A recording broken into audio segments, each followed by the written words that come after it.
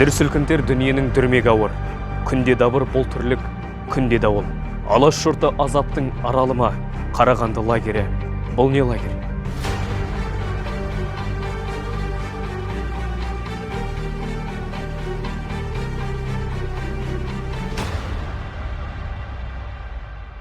Қарлаг 1931 жылы басталған кезде ГУЛАГ дейміз, Ресей қаласындағы түрмелердің басқармасы, главное управление лагері деген соның бұйрығымен Қарлаг пен ГУЛАГта 40 миллион адам азап шеккен.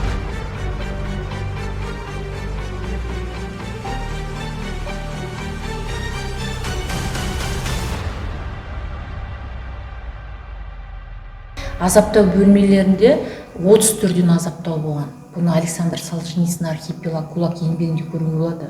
Ең көп азаптаудың бір түрі бұл кісен ласточка деп аталады. Тұтқынның қолдарын артқа бұр, буындарын артқа қайырып ласточка деп қинаған. Тұтқындар есіне талып қалған кезде үнемі бөшкелерді ыстық су болған, кружкамен суда басына шашқан, немесе тұтқынның басын бөшкелерге сұққан. Сонымен қатар ауыр азаптың бір түрі тырнақтың арасы ене соғу болған. Өкінішке сондай жағдай болды. Азаптау күндері сенбі, жексенбі күндері болған. Сол күні адамның бақырған, шыңғырған дауысын ырғағын басу үшін жақын жерден музыкалық бағдарламалар қойылған. Адам азапталса, келесі бетте формадан салынған, театрлық постановкалар қойылған, сол сияқты үйірме жұмыстарын жасаған, яғни тұтқын дауысын шығартпау үшін істеген.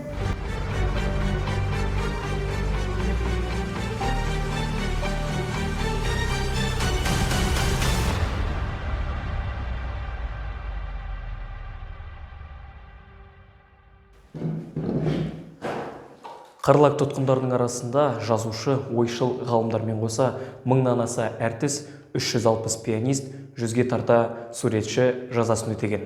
Оларға түрлі 30-дан астам жазалау түрлері қолданылған.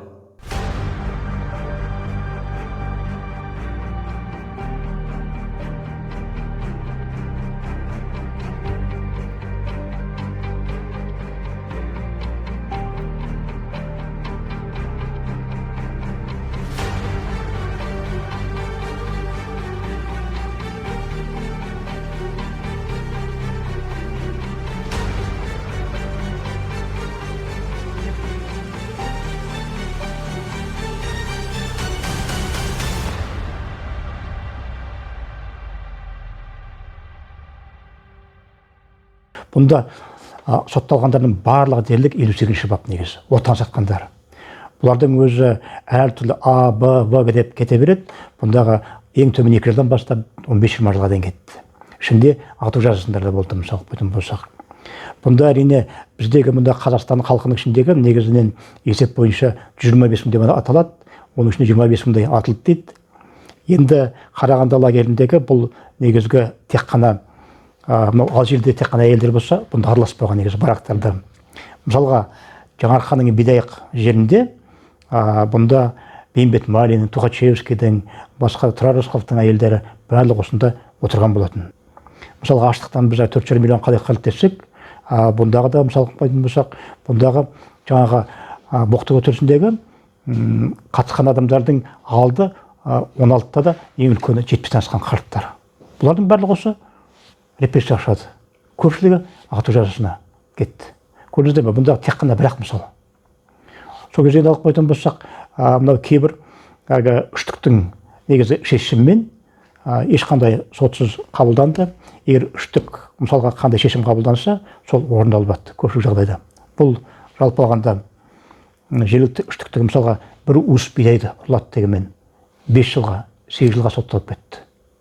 Бұл қазақ халқының басына келген нәубет.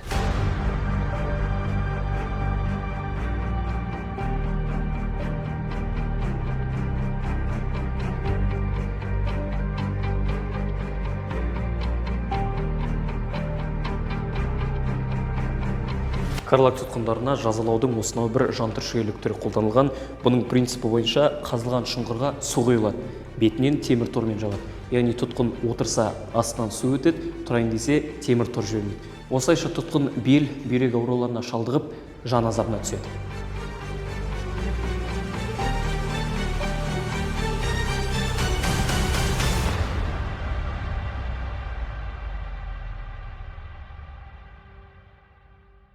зындан бұл жаңа азаптауды, қинауды білдіреді, бірақ өлтіру деген мағынаны білдірмеген.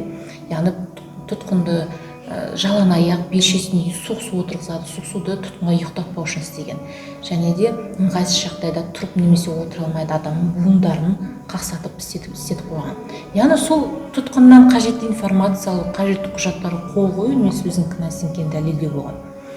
Енді бұл ғимаратқа көшкен кезде, 2012 жылы осы ғимаратқа көшкен кезде еденді қопару, тазарту кезінде сол ойық табылған екен біздің мұражайда. Бағана көрдіңіздер бұл ойық. Енді бұл ойық шынымен зындан емес, бұл ойық жаңа басшылардың, аспазшылар болған, аспазшылар бұны тоңазытқыш ретінде пайдаланған екен. Сол кезде азаптаудың бір сипатын сіздер зындан көрсетіп отырмыз сіздерге. Шынымен мұндай зындандар барлық жерде болған. Тек қана кейінгі көтерілісінде Жезқазған қаласында мұндай зындандарды стаканчиктер деп атаған.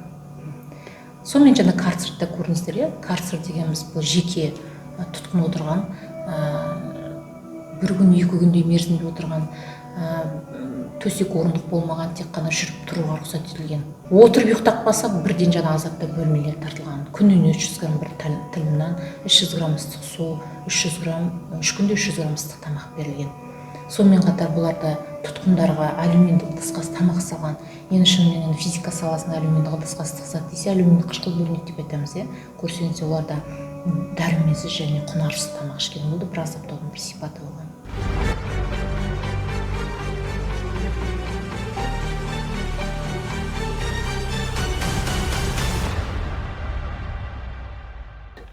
Біз қаншама халықты өз бойымызға мысалға, мынау біздегі 44 жылдары мысалға Кавказ халықтары. Бұл Қарлагтан сыртында Қарлаг, екінші Қарлагтан территориясы болып саналады. Сол кездегі қазақ жеріндегі елді мекендер тартып алып, мынау Абай аудандары көп елді мекендер тартып алып, басқа жаққа көшіп кетуге мәжбүрледі. Ал мынау Осакаров ауданындағы бірнеше мыңдаған Кавказ халқын вагонмен, жүк таситын вагонмен келді олар. Соның барлығын қазақ халқы өзі бауырына басты. Кавказ халқы осы уақытқа шейін рахметін айтады. Мінекей сол жердегі қазақ халқы қайда кетті? Еріксіз басқа жаққа көшуге мәжбүр болды. Сондықтан алып қайтатын болсақ, Қарағанды лагерінің әлде болса ақтайтын, бұны зерттейтін саласы көп әлі. Бұндағы болашақ академиясы оның әр саласы бойынша 10 томдық еңбек шығарды, бірақ та дегенмен енді қазір нақты методология қажет. Бұны қазір біз биылғы жылы жаңадан үкіметтің бастамасымен осы саяси қуғын-сүргіндерді ақтау процесі басталайын деп отыр. Үлкен процесс. Бұл енді көп ұзақ жылдық процесс болмақ. Өйткені 2-3 миллион халықты ақтау бұл деген оңай емес қой. Тем более мынау ішкі істер органдарынан мынау құжаттарды алу да оңай емес. Қарағанды лагерінің қазақ халқына әкелген, яғни қиямет қайымы шексіз. Бұл біздің есептен біздің психологиямыз өзгерді, біздің сана сезіміміз өзгерді. Өйткені біздің сана сезімімізде сол Абай ауданында үлкен ақсақалдар әлі сөйлей алмайды, айта алмайды бұлар шындықты. Бойынан әлі олар осы өмірде өзімен бірге алып кетеді. Өйткені бұлардың әлі қорқыныш бар, сталиндік. Сырттан мысалға келген мысалға қонақтар байқаймыз кейде, сонда олар айтады, біздегі нелер әлі айта алмайды. Өйткені бойында бүкіл қорқыныш әлі олар кеткен жоқ бойынан. Ол өмірлік қалып қойды. Мысалы айтатын болсақ, Москвадан келген қонақтар осындай мен жастық шағым өтіп еді, немесе осындай болды деп айтып жатыр, мысалы айтатын болсақ. Енді біздің аға жазған қара орамалда осы ненің зардабын, егер біздегі неге ғой, мысалы орамалдың қасиетті зат, ақ орамал болады. Неше мысалы Қарлагтың қасіретін осы қара орамал процесімен жалғастырып отыр, ақын тілімен жалғастырып отыр, үлкен емен. Ақын ағамыздың тілімен айтқанда. Сондықтан айтатын болсақ, қазақ халқына түскен бұдағы қасірет, ұлы қасірет.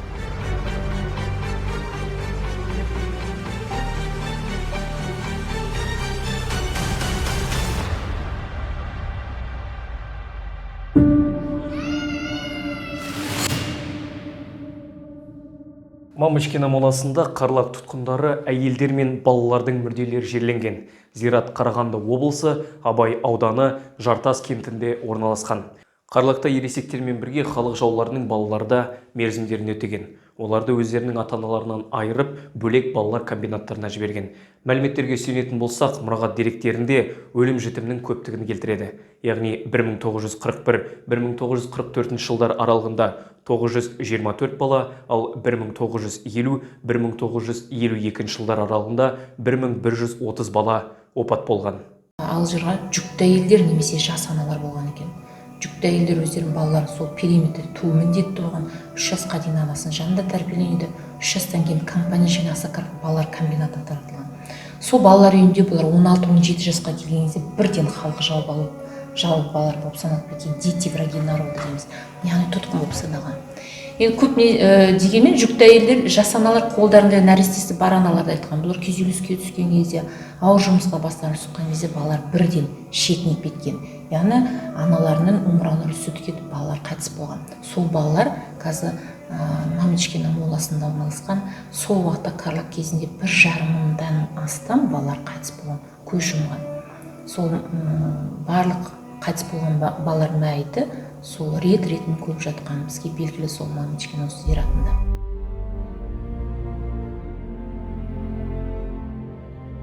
Бұл да біздің басымызға төнген қауіп қатерді қандай қиын болғанын ұмытпауымыз керек қашан.